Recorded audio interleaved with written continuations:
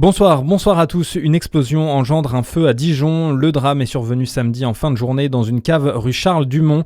L'explosion de batteries de vélos électriques serait à l'origine du drame. Une trentaine de sapeurs-pompiers a été mobilisée. D'après ces derniers, les dégâts sont purement matériels.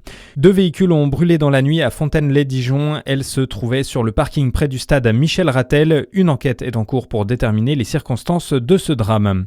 Et une femme blessée après le braquage d'un supermarché en Saône-et-Loire.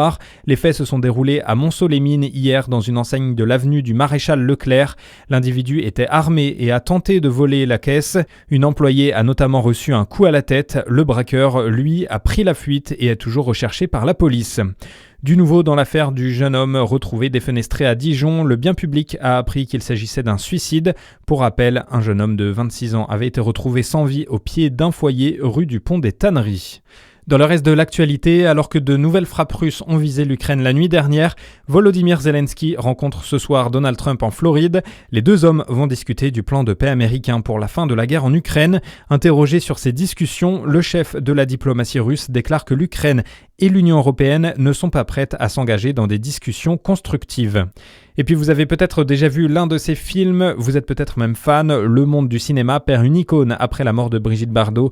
L'actrice française avait 91 ans, elle a notamment joué dans Le Mépris de Jean-Luc Godard, elle a même été de passage par Dijon dans Le Repos du guerrier de Roger Vadim.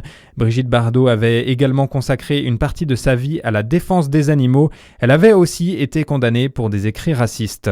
Et puis le gouvernement britannique va débloquer l'équivalent de 917 millions d'euros pour assurer le transfert de la tapisserie de Bayeux.